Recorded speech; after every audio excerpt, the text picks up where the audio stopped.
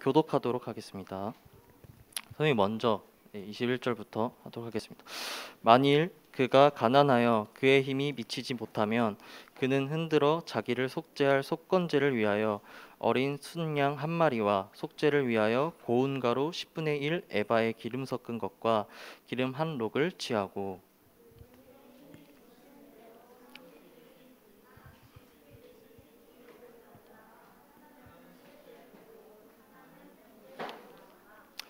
여덟째 날에 그 결례를 위하여 그것들을 회막 문 여호와 앞 제사장에게로 가져갈 것이요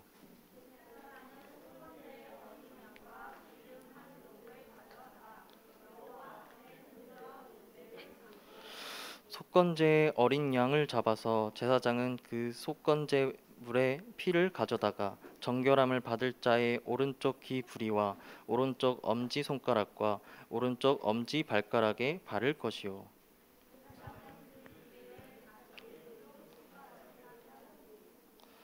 오른쪽 손가락으로 왼쪽 손에 기름을 조금씩 찍어 여호와 앞에 7번 뿌릴 것이요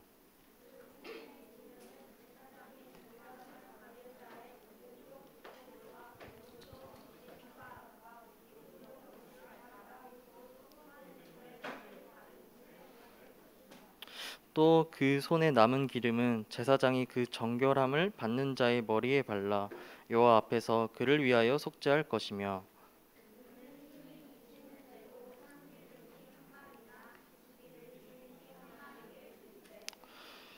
다 같이 합독하시겠습니다. 곧 그의 힘이 미치는 대로 한 마리는 속죄제로 한 마리는 속죄와 함께 번제로 드릴 것이요 제사장은 정결함을 받을 자를 위하여 여호와 앞에 속죄할지니니 나병 환자로서 그 정결 예식에 그의 힘이 미치지 못한 자의 규례가 그러하니라. 아멘. 속죄하고 정하게 하는 피와 기름이라는 말씀 제목으로 성동현 전도사님 나오셔서 말씀 선포하여 주시겠습니다.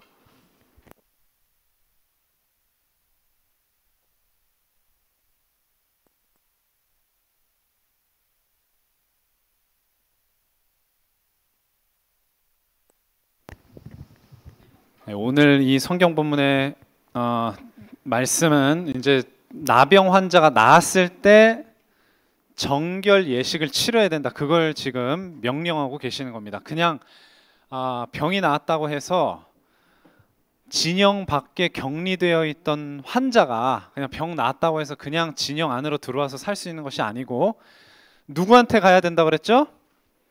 네, 제사장에게 가서 진찰을 받고 정하다 하는 판단을 받고 정결 예식을 치러야 돼요. 그 제사입니다. 그 제사의 절차가 이제 오늘 저와 여러분이 읽은 성경 본문인 거예요. 자, 나병 환자가 나았단 말이에요. 예수님께서 자기에게 오는 많은 병자들을, 많은 환자들을 그 자리에서 다 고쳐주셨어요. 여러분, 근데 진짜 병이 낫는 게 무엇이겠습니까? 어떤 병이 낫는 게 중요한 겁니까? 몸의 병만 나으면 됩니까? 자, 우리 서론에 보시면 참된 치유는 무엇이냐? 단지 몸의 병을 낫게 하는 것이 치유인가? 이걸 예수님은 생각해 보게 하시는 거예요. 그래서 병을 고쳐주시면서 무슨 말씀을 하셨어요? 네가 뭐를 받았느니라? 죄사함을 받았느니라. 네가 또 뭐를 받았느니라? 구원을 받았느니라. 육신의 병만 치유하는 것은 한계가 있는 게 또 병 걸릴 수 있어요. 뭐 감기도 걸릴 수 있고 뭐 어디가 다칠 수도 있고. 그러나 진정한 치유는 뭐라고요? 죄사함을 받는 것, 구원을 받는 것. 이것은 다시 뭐 문제 올 수 있습니까? 여러분 구원받았다가 다시 뭐 물러져 가지고 문제 생길 수 있어요? 네, 그렇다고 생각한다면 틀린 겁니다. 구원은 여러분 문제가 없어요. 그래서 여러분들이 구원의 확신을 가지는 게 중요한 겁니다. 왜? 구원은 흔들리지 않아요. 근데 뭐가 흔들리는 거예요? 여러분의 마음이 흔들리는 거잖아요. 그 왜 흔들리죠? 마치 구원받지 않은 자처럼 생각이 들기 때문이에요. 진정한 치유가 어디에 있느냐? 바로 구원과 삶에 있는 것이다. 건강해진 것만 중요한 게 아니라 그 사람이 건강한 삶을 살아야 돼요. 자, 오늘 보시면 이제 정결 예식의 가장 중요한 두 가지 요소가 뭐냐면 피를 발라라 하는 거하고 기름을 발라라 하는 겁니다. 그래서 이제 피를 발라라 그거부터 보겠습니다. 그 제물의 피를 본문 25절에 보면 제물의 피를 가져다가 지난 시간에 봤던 성경 본문 14절하고 거의 비슷해요. 제물의 피를 정결함을 받을 자에, 그러니까 이 정결함을 받을 자가 누구예요? 어떤 자가 정결함 받을 자예요? 지금 계속 우리가 뭐에 대해서 보고 있죠? 나병에 대해서 보고 있잖아요. 나병 나은 사람을 말하는 겁니다. 이 사람의 오른쪽 귓불이, 오른쪽 엄지손가락, 오른쪽 엄지 발가락에 발라라. 왜 이렇게 바르라고 했을까? 우리 몸을 대표하는 부위다라고 그냥 정한 거예요. 상징적으로. 온몸에 발라야 되는데 그렇게까지는 하지 않고 온몸에 바른다는 의미로 이제 오른쪽 귓불이와 엄지손가락 오른쪽, 엄지발가락 오른쪽에 이렇게 바르는 겁니다. 자, 이 피가 누구의 피예요? 무엇의 피입니까? 그 사람의 피 아니죠. 제물의 피란 말이에요. 제물. 보통 양, 염소, 소 또는 비둘기 이런 제물의 피를 바르는 거예요. 왜 그렇죠? 우리의 죄를 속하는, 깨끗하게 하는 의식인 겁니다. 이게 우리의 피로 하는 게 아니에요. 왜? 피가 의미하는 게 여러분 뭔지 아세요? 피가 뭐를 의미할까요? 피. 무엇이 피에 있느니라 이렇게 말씀하거든요.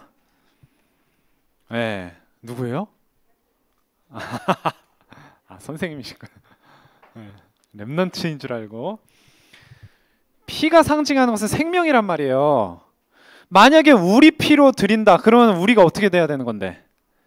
우리가 죽어야 되는 거예요. 그러면 됩니까? 안 됩니까?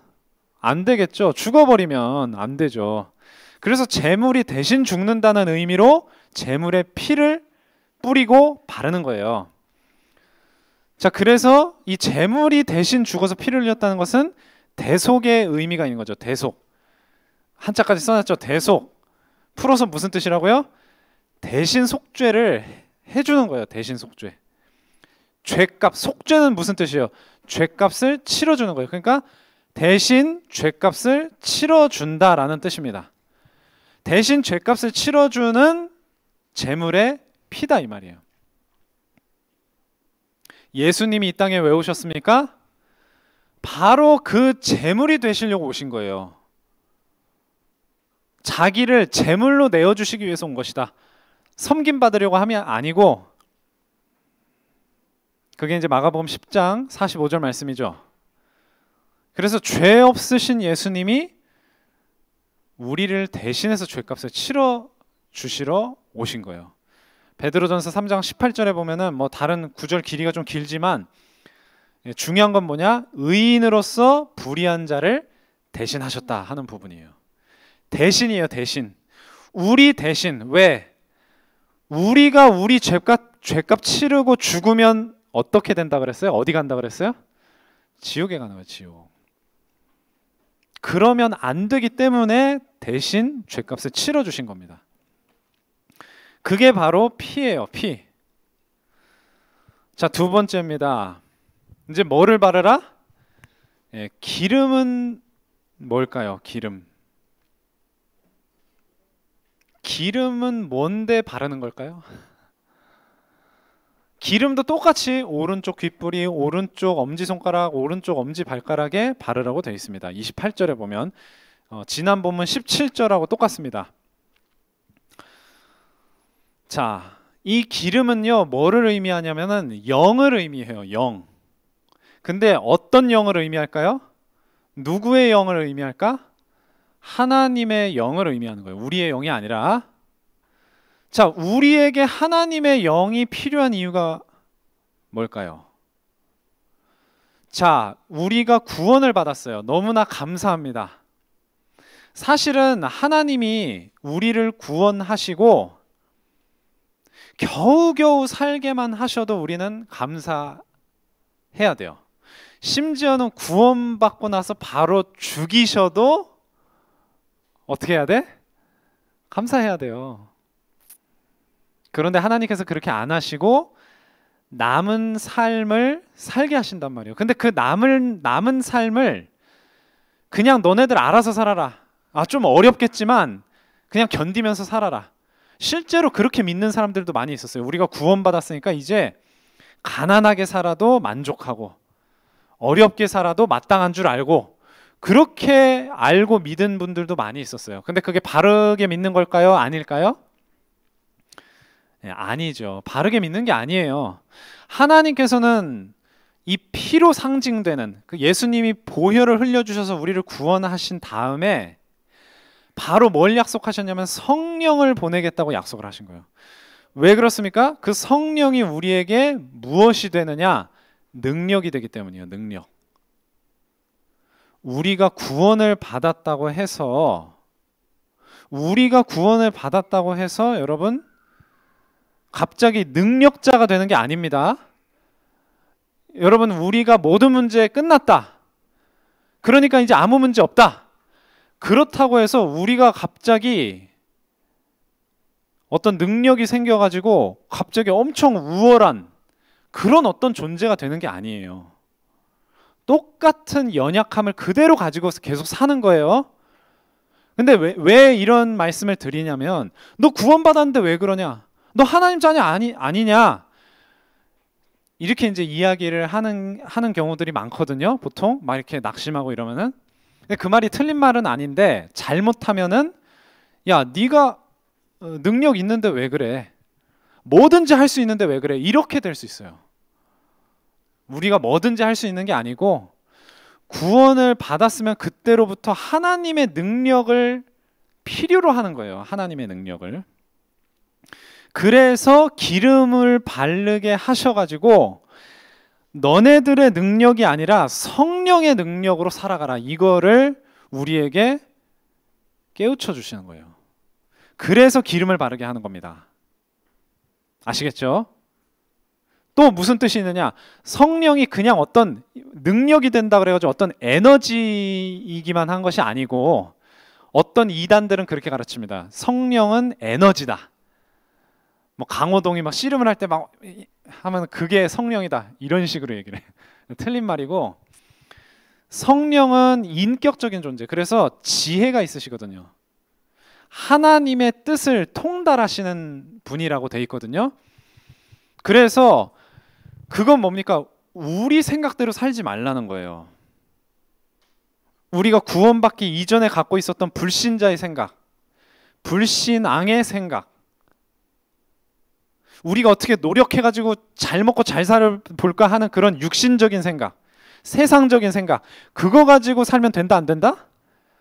안 되기 때문에 성령이 우리에게 필요한 거예요. 성령이 우리에게 계심으로써 우리는 우리의 생각대로 그냥 이게 옳겠구나, 이게 좋겠구나가 아니라 하나님의 뜻과 지혜로 사는 겁니다. 하나님의 뜻과 지혜로. 그걸 가르쳐 주시는 분이 성령님이에요. 그래서 그가 너희에게 모든 것을 가르치시고, 예수님이 하신 말씀입니다. 내가 너희에게 말한 모든 것을, 즉 예수님의 말씀, 곧 하나님의 말씀을 생각나게 하실 것이다. 누가요? 성령님이. 그래서 성령님을 보내시는 거예요. 여러분이 그래서 말씀을 묵상하고 그 말씀을 붙잡고 기도해야 되는 이유가 이겁니다. 여러분 생각으로 살면 안 돼요. 그러면은 뭐 누가 뭐 이렇게 장난치고 막 기분 나쁘게 하면 기분 나쁘네? 죽여버릴까? 뭐 이런 생각 들잖아요. 그렇죠? 물론 진짜로 죽이진 않겠지만 막 해코지 하에 막 복수해야 되겠다 이런 생각 할 거 아니에요. 그게 무슨 생각이라고? 육신의 생각이라고. 세상의 생각이라고. 제가 왜 저럴까? 영적인 눈으로 보고 그 친구를 어떻게 하면은 힘든 부분을 도와줄 수 있을까? 이게 하나님의 뜻과 뭡니까? 지혜란 말이에요. 요셉이 자기 죽이려고 하다가 팔아버린 형들한테 복수했습니까? 복수 안 했죠? 왜 안 했어요? 착해서? 인격이 너무 훌륭해서? 그게 아니에요. 하나님의 뜻과 지혜를 성령의 감화와 감동을 통해서 깨달았기 때문이에요. 그래서 여러분 잘못 생각하시면 안 됩니다. 아, 요셉은 훌륭했어. 아, 어떻게 요셉하고 나랑 똑같아? 그거 틀린 생각이에요. 똑같습니다. 여러분하고 똑같아요. 성령께서 여러분들의 마음에 하나님의 뜻과 지혜를 주시면, 깨닫게 하시면 여러분도 요셉하고 똑같이 살 수 있어요. 훌륭한 게 아닙니다. 그래서 성령 보내신 거라니까요. 너네 힘 가지고, 너네 수준 가지고, 너네 노력 가지고 안 되기 때문에. 자, 그래서 성령으로 작품이 될 렘넌트의 인생을 살게 하시는 거예요. 인생 자체가 작품이 돼야 돼요. 성경 속에 나온 믿음으로 승리한 사람들은 그 인생 자체가 전부 작품이었어요. 그래서 성경의 기록이 됐습니다. 오늘날 우리가 그 성경 말씀을 읽으면서 그들을 통해서 하나님께서 역사하신 뜻을 기리고 있잖아요. 그렇죠? 요셉이 총리 됐다. 출세했네. 그게 아니라 생명을 구원하시려는 하나님의 뜻을 우리가 요셉을 통해서 되새기는 거잖아요. 모세 마찬가지죠. 출애굽을 왜 시키셨죠? 우리가 억압받고 있으니까 이 억압에서 풀려나야 되니까. 우리가 일본 식민지였다가 막 독립운동 해가지고 독립한 것처럼. 그거 아닙니다. 해방이 필요하다. 어떤 해방? 영적인 해방. 그래서 그냥 막 독립투쟁만 하면 될 것 같은데 갑자기 뭘 시키신 거예요? 임방과 문설주에 어린 양의 피를 바르라는 거를 왜 시키십니까? 그게 바로 너희가 애굽에 노예돼 있는 것만이 중요한 게 아니라 뭐에 노예돼 있다? 마귀 사탄에 노예돼 있는 것이 중요한 것이다. 거기서 해방되는 것이 중요한 것이다. 그래서 피를 바르게 하신 거예요. 그래서 그 피로 구속, 대속, 속죄를 받은 겁니다. 자, 성령으로 작품된 렘넌트의 인생이 어떤 것이냐, 이게 중요합니다. 갈라디아서 5장 18절에 좀 요약해서 써놨죠. 성령 인도 받으면 어떻게 된다? 율법 아래 있지 않게 된다. 이게 중요한 겁니다. 이 말은 무슨 말이에요? 성령 인도 안 받으면 우리는 반드시 율법 아래 놓이게 돼 있어요. 율법 아래 놓이면 어떻게 되는데? 불신자랑 사실상 다를 바가 없어져요. 왜? 왜 다르지 않아? 불신자랑? 잘했냐 잘못했냐, 네가 맞냐 내가 맞냐, 누가 틀렸냐, 이거 따지게 되는 거예요. 얼마나 훌륭하냐. 그 눈으로 성경 인물 보면 요셉이 훌륭했구나, 이게 되는 거예요. 나는 안 되겠네. 나는 그런 인격이 아니어서 힘들겠네. 틀린 겁니다. 하나님 그렇게 생각하라고 성경 말씀 우리에게 주신 게 아니에요. 똑같다. 너희들과 똑같다. 다만 성령의 힘을 입었기 때문이다. 성령을 통해 하나님의 지혜와 하나님의 뜻을 깨달았기 때문이다. 그걸 알게 하시는 거예요. 그래서 뒤이어서 나오는 갈라디아서 5장 22절에서 23절에 보면 이렇게 성령 인도 받아서 율법 아래 있지 않는 자들에게 맺게 되는 생기는 열매가 이것이다라고 말씀하시는 거예요. 그게 뭡니까? 사랑, 희락, 화평, 오래 참음, 자비, 양성, 충성, 온유, 절제. 이거 좀 들어본 적 있으세요? 사랑과 온유와 이거를 보통 다른 어떤 교회들에서는 이렇게 여러분 실천하면서 사세요 이렇게 가르쳐요. 맞을까 틀릴까? 네, 맞아요 틀려요? 네, 틀리겠죠. 이렇게 실천하라고 사는 게 주신 게 말씀이 아니에요. 이런 열매를 맺게 된다는 거지요. 여러분 그러면은 실제로 막 그런 사람도 있어요. 이거를 표로 작성하는 거예요. 사랑, 희락, 뭐 화평, 오래 참음, 자비 쭉 써놔요. 하루가 지나면서 이거를 생각해 봅니다. 난 오늘 사랑으로 살았나? 희락했나? 또 뭡니까?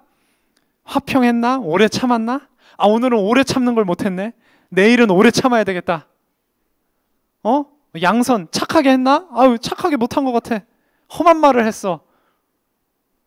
맞아요, 틀려요? 그거 불신자랑 똑같은 거예요. 불신자도 착하게 살려고 노력한다니까요. 우상 숭배하는 사람들도 아, 내가 훌륭하게 살아야 되겠다. 그거 아니에요, 여러분. 복음으로 성령으로 힘을 입을 때 그 하나님의 뜻과 지혜로 말미암아서 여러분들의 삶에 이런 열매가 맺어지는 거예요. 여러분 이걸 그렇게 중요하게 염두에 두지 않아도 이렇게 살게 된다는 겁니다. 열매라니까, 열매. 나무가 여러분 햇빛을 쬐고 비를 맞고 그러면은 저절로 열매가 맺어져요. 나무가 막 열매를 만들어냅니까 자기가? 막 나뭇가지가 손가락처럼 움직여가지고 막 쪼물쪼물 해가지고 막 열매 만들어요? 아니잖아. 그냥 햇빛을 받고 했더니 그 속에 있는 것으로부터 열매가 맺어지는 거란 말이에요. 착각하면 안 됩니다. 그렇게 착각해서 가르치는 데가 많아요. 전 선생님 어렸을 때도 그랬어요. 이렇게 사세요. 사랑을 베푸세요. 아시겠죠? 그게 아니라는 거. 네, 3번입니다. 오늘 성경 본문은요, 사실 바로 앞에서 봤던 14장 앞부분하고 똑같이 반복되는 게 많아요. 그런데 뭐가 다르냐면 앞에는 그냥 보통 사람들이 일반적으로 뭐를 바쳐라, 그 제물의 내용을 말하고 있고요. 오늘 본문은 뭐냐면 가난한 자들은 이렇게 해라 하는 거예요. 가난한 자들은 뭐가 없을까? 저 돈이 별로 없죠. 그러니까 정확하게 말하면 없는 게 아니라 적은 거죠, 적은 거. 그러니까 적기 때문에 가난한 자는 그만큼 적게 바치라는 거예요, 적게. 그래서 지난 시간에 본문 중에 10절에는 일반적으로 보통 사람들이 바치는 제물의 리스트를 말하고 있고, 오늘 본문 중에 21절 첫 구절이죠. 그거는 가난한 자가 바쳐야 될 제물의 리스트예요. 그래서 비교를 해보면 보통 사람들은 어린 순양 2마리, 1년 된 어린 암양 1마리, 고운 가루 10분의 3 에바에 기름을 섞은 소제물, 그리고 기름 1록, 이렇게 바치라고 되어 있어요. 그러니까 비교해 보세요, 여러분. 그거 똑같이 써놨으니까. 근데 21절에 보면 가난한 자는 어린 순양 2마리가 아니라 1마리만 바치고, 그 다음에 암양은 아예 바치지 마라. 그 다음에 고운 가루 10분의 3 에바가 아니라 10분의 1 에바의 기름 섞은 소재물과 이제 기름 1록은 똑같습니다. 그러니까 벌써 차이가 있죠. 수량은 절반만 바치고 암양은 바치지 말고, 그 다음에 고운 가루는 3분의 1만 바치고, 그렇게 되는 거예요. 자, 하나님께서 가난한 자를 차별하시겠습니까? 당연히 아니겠죠. 네. 하나님은 어떻게 보면 가난한 자를 더 배려를 하세요. 그러니까 오늘도 재물도 적게 바쳐라, 그렇게 말씀하신 것이고, 이사야서에 보면 이런 중요한 또 말씀이 나옵니다. 이사야 55장 1절 나와 있죠. 오호라 너희 모든 목마른 자들아 물로 나오라, 돈 없는 자도 오라. 너희는 와서 사 먹되 돈 없이 값 없이 와서 포도주와 젖을 사라. 여러분, 사라는 말을 하면서 돈 없이 살아요. 말 됩니까 이거?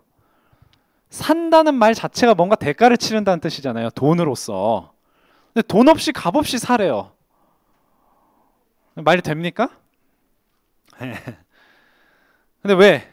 돈 없는 자도 와서 돈 없이 사가라는 거예요. 이게 하나님의 어떻게 보면 뜻입니다. 포도주와 젖을 사라는 말씀 왜 하시냐? 포도주는 사람의 마음을 기쁘게 하는 것으로 이렇게 말씀을 하시거든요. 또 생명을 기쁘게 하는 것. 시편이나 전도서에 보면 그런 말씀들이 나옵니다. 그리고 이제 젖은 뭐냐? 젖과 꿀이 흐르는 땅, 그런 거 아시죠? 그래서 이 포도주와 젖이라는 것은 어떤 부유함과 풍요로움, 그다음에 형통, 이런 거를 상징하는 거예요. 그러니까 하나님께서 우리에게 아무 대가 없이 이 풍요롭고 형통하는 응답을 주시겠다는 거예요. 자, 여기에 담긴 하나님의 뜻이 뭐겠습니까? 하나님은 사실은 우리가 어떤 자가 되기를 원하시느냐? 어떤 자가 되기를 원하세요? 자, 우리는 사실은요, 돈이 많고 적음에 상관없이 우리 모두는 사실 괄호 3번에 보시면 어떤 자예요? 3-3번에 그렇죠. 예. 가난한 자예요. 우리는 가난한 자입니다. 다 우리가 가난한 자예요. 그리고 정확하게 말하면 가난한 자가 되어야 돼요. 이게 무슨 말일까? 가난한 자가 돼야 돼. 누가복음 6장 20절에 보시면 산상수훈이거든요. 이게 마태복음 5장에 나오는, 누가복음에도 이렇게 나오는데, 자, 가난한 자는 복이 있나니 이렇게 말씀하셨어요. 가난한 자가 복이 있으면 부자는 복이 없다는 얘기입니까? 가난한 자가 복이 있나니 하나님의 나라가 저희 것이미요. 가난한 자가 복이 있대요. 자, 그 다음에 또 뭐라고 나옵니까? 또 예수님이 하신 말씀 중에 부자가 천국에 들어가기 어렵다, 이런 말씀하셨어요. 누가복음 18장 24절에서 25절에 보면, 그 앞에 이제 내용을 보면 예수님에게 한 부자 청년이 찾아와요. 예수님, 나한테 부족한 게 뭡니까? 물어봐. 내가 지켜야 될 게 뭐고 나한테 부족한 게 뭡니까? 그러니까 예수님이, 야, 10계명의 말씀을 지켜야 된다, 이 말씀을 하세요. 그러니까 제가요, 어렸을 때부터 10계명은 다 지키고 있어요. 그러니까 예수님 뭐라 그래요? 너한테 부족한 게 한 개가 있다. 뭘까? 네 재산을 싹 다 팔아서 가난한 사람에게 나누어 주고 너는 나를 따르라. 근데 그 사람이 뭐였어? 가난한 사람이었어? 부자였어? 부자였기 때문에 근심하면서 떠났다. 그 떠나고 난 다음에 예수님이 제자한테 하신 말씀이에요. 예수께서 그를 보시고, 그 떠난 부자 청년을 보시고 제자들한테 하신 말씀이, 재물이 있는 자는 하나님 나라에 들어가기가 얼마나 어려운지 그대로 되어 있는 겁니다. 읽는 겁니다. 낙타가 바늘귀로 들어가는 것이 부자가 하나님 나라에 들어가는 것보다 쉽다, 어렵다?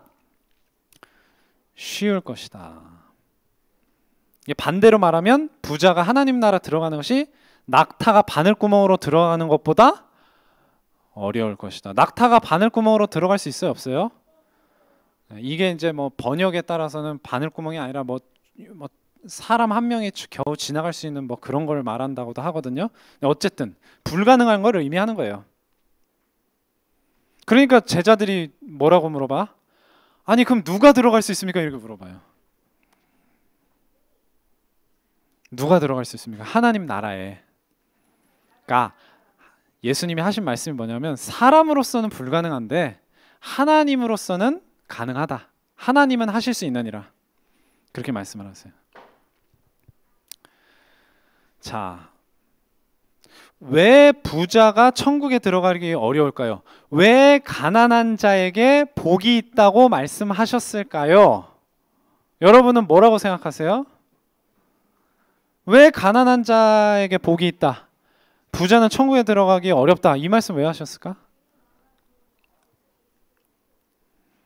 네, 자, 다음에 이제 5번 봅시다. 네, 읽어봅시다. 제목 5번, 괄호 5번 시작.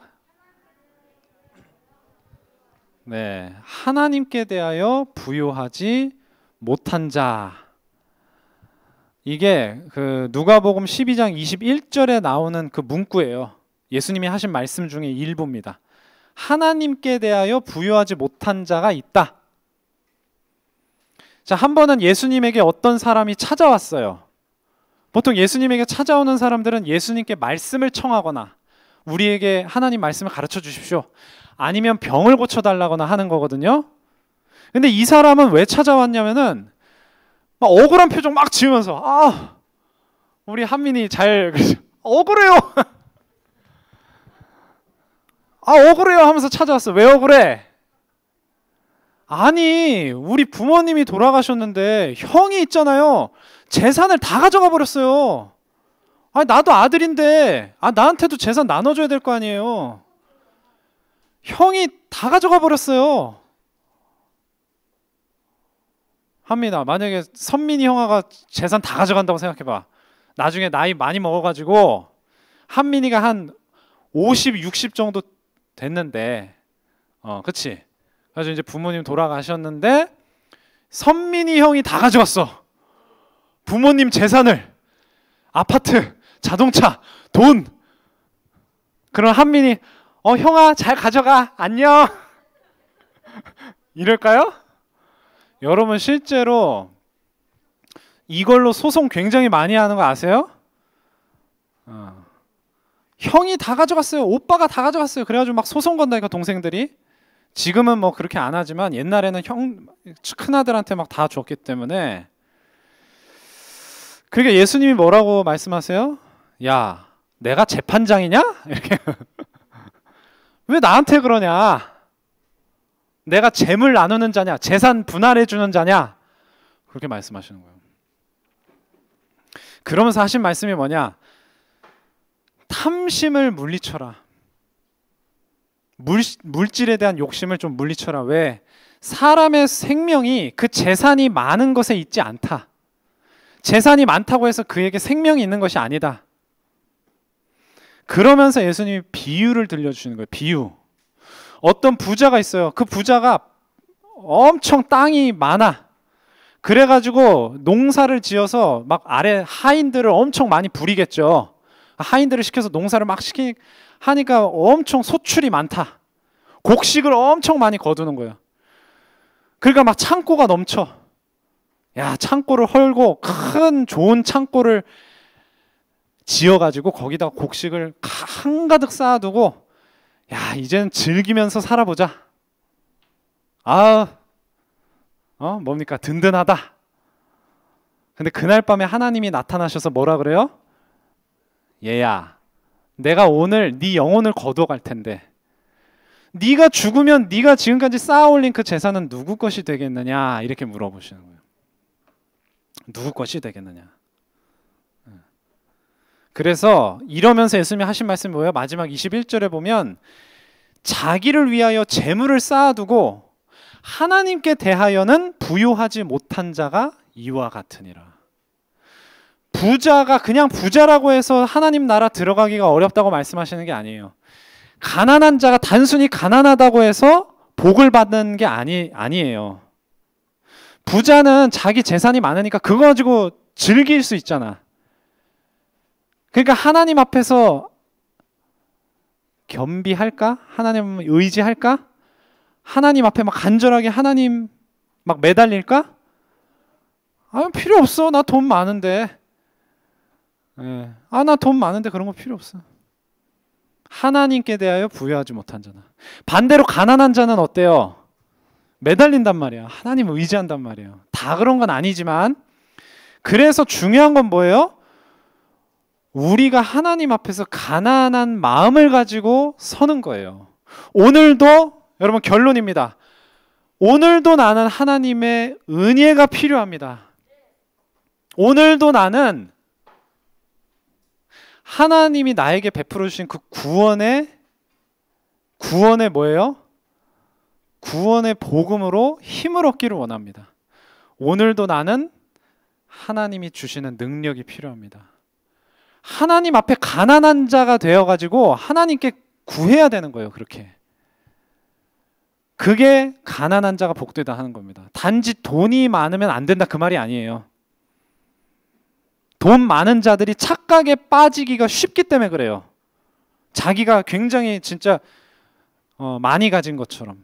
그래서 여러분들은 돈이 많건 적건 간에 어떤 상황에 처하든지 간에 하나님을 바라보고 하나님께 날마다 은혜를 구하고 복음으로 힘을 얻고 성령의 능력을 얻는 그런 승리하는 렘넌트 되길 바랍니다. 기도하고 마치겠습니다. 하나님 아버지 감사합니다. 오늘 하나님께서 가난한 자를 위해서 특별히 규례를 정하여 지키게 하신 것과 같이 하나님 앞에서 우리가 돈이 많고 적음에 상관없이 다 가난한 자가 되어 있는 줄을 믿습니다. 하나님이 아니면 우리는 구원받을 수 없고 하나님의 도우심이 아니면 또 하나님이 되게 하심이 아니면 아무것도 할 수 없는 존재인 것을 우리 모든 렘넌트들이 깨닫고 하나님 앞에서 겸비한 마음을 가지고 하나님의 말씀을 청종하면서 하나님을 바라보고 하나님께 날마다 복음의 말씀에서 나오는 힘을 얻을 수 있도록 저들의 영안을 열어주시고 영적인 감각을 일깨워 주시옵소서. 이 모든 말씀 예수 그리스도의 이름으로 기도드립니다. 아멘.